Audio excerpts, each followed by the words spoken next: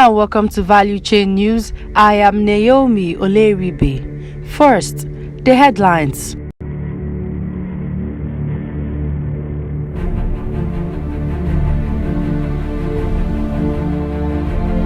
WAGPA appoints Nigerian as DG.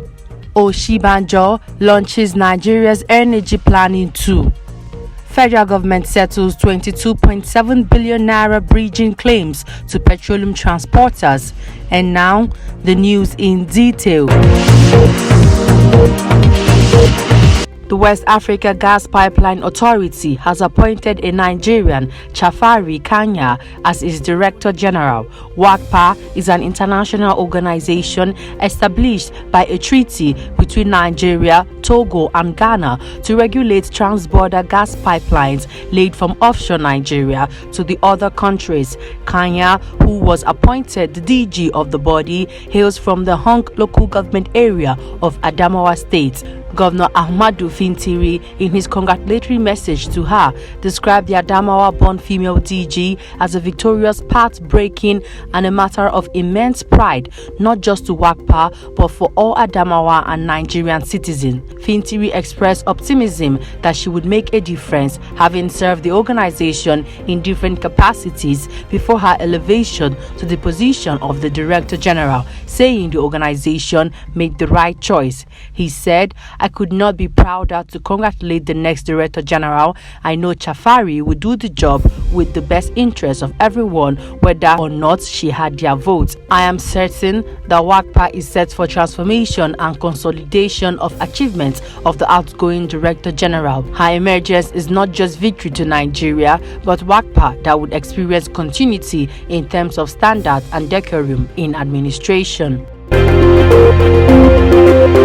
Vice President Yemi Oshibanjo, on behalf of the federal government of Nigeria, would today launch the Integrated Energy Planning Tool in the quest to significantly improve access to energy by 2030. The launch is being done in collaboration with Sustainable Energy for All, SE for All, said a statement by the SE for All Director of Communications, Sherry Kenny, adding that the Global Energy Alliance for People and Planet and the Rockefeller Foundation also supported the tool launch. The new data-driven interactive platform, the statement read, will support the country's ambition of achieving SDG 7 universal energy access by 2030. The Nigeria Integrated Energy Planning Tool, powered by extensive geospatial modeling and layers of data, is the first truly integrated energy planning platform that incorporates the requirements for universal residential electrification, institutional electrification, powering of productive uses, and access to clean cooking, the statement read. It will also provide energy developers and investors the data-driven information they need before entering the market and could be a blueprint for other African countries towards driving access to affordable and sustainable energy. The federal government has paid bridging claims amounting to 22.7 billion naira to petroleum product transporters in the country. This was made known by the Chief Executive Officer of the Nigerian Midstream and Downstream Petroleum Regulatory Authority, NMDPRA, Mr. Farouk Ahmed, at an interactive section held in Lagos on Wednesday with the stakeholders of the downstream sector. Ahmed disclosed that the government will pay another 30 billion naira to the transporters within the week to ensure smooth distribution of petroleum products across the country, adding that regulations are being put in place by the Presidential Steering Committee chaired by the Minister of State for Petroleum Resources for the implementation of the Petroleum Industry Act 2021. He said out of 38 regulations that relate to the NMDPRA, 8 drafts have been received by the authority for review. The intention is to review these regulations and invite all the stakeholders to get input because we do not intend to do this alone. We need to invite stakeholders to review the regulations before they are put in place because the PIA is here to stay, he remarked. Another area of concern he reviewed is the transport transporters and payment of their bridging funds. Since the last meeting in December, we have paid about 12.7 billion naira to the transporters, and on 24th January, we paid another 10 billion naira. This week, we are paying another 30 billion naira to transporters in a bid to give them respite because of the difficulties they are facing with the economic realities. We had to do our due diligence to reconcile before we make the payment. The reconciliation is still ongoing, and the more we collect, the more we pay in order to catch up with the backlog we inherited, Ahmed added.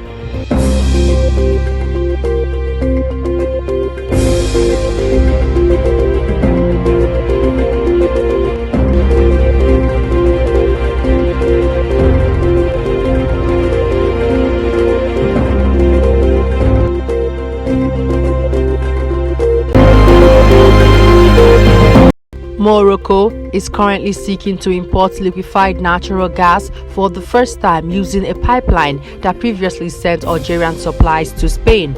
Since Morocco does not have any terminals to handle LNG itself, it wants to send cargoes to Spain, where the fuel will be regasified and then piped across the Mediterranean to Morocco.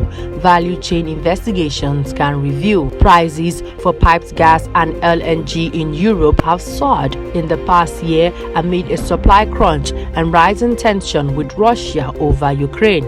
Still, Spain, which holds nearly a third of European LNG regasification capacity, has only a small pipeline connecting it with the rest of the continent. Its import terminals are underutilized, meaning they may have capacity to take in gas from Morocco. Our correspondent also learned that Morocco invited a select group of LNG traders to bid for contracts at the beginning of January.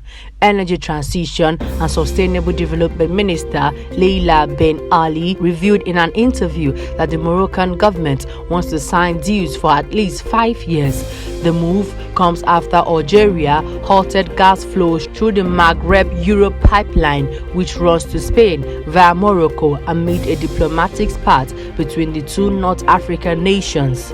Spain's Ecological Transition Ministry, which oversees energy policy, said Morocco would be able to use Spanish LNG terminals. Morocco has requested help to guarantee its energy security based on commercial relations, and Spain has responded positively to the request, the ministry said in a statement to Bloomberg.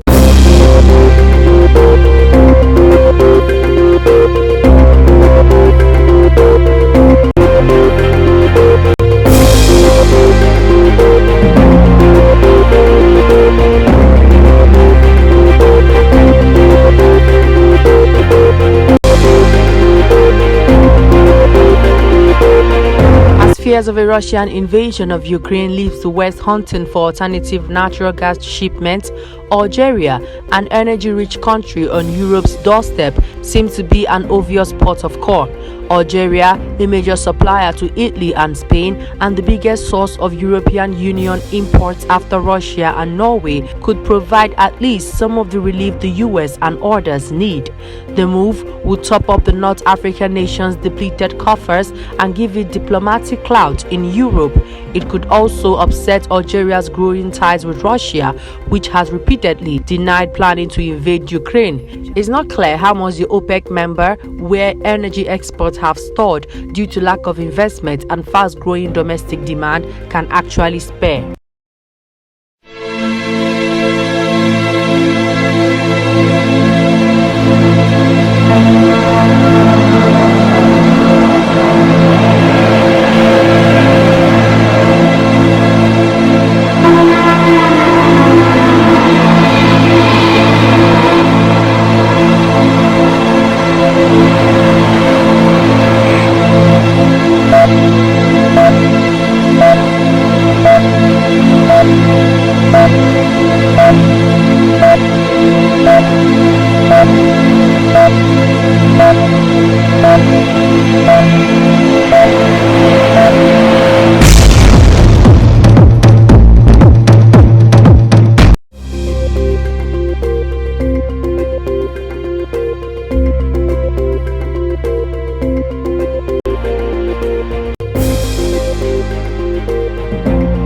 Vice President Yemi Osinbajo had advocated for reorientation on the exercise of regulatory authorities in order for businesses and investments to thrive in Nigeria.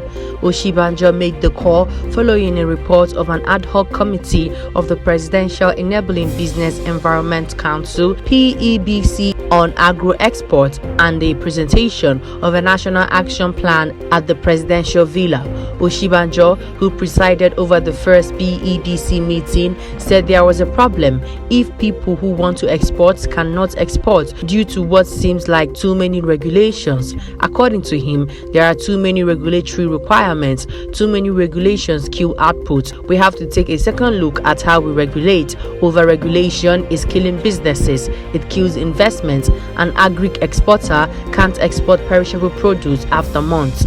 Oshibanjo also decried long processes of product certification in Nigeria, while businesses from outside the country with swift regulatory regimes will then bring the same products into the country to sell. Because our certification processes are slow, others from outside with faster processes can bring their products and sell here, while our own businesses are still on the queues for regulatory agencies, the Vice President observed. He said hands should be on deck to resolve this issue. Before we end the news, here's a recap of our headlines. WAGPA appoints Nigerian as DG.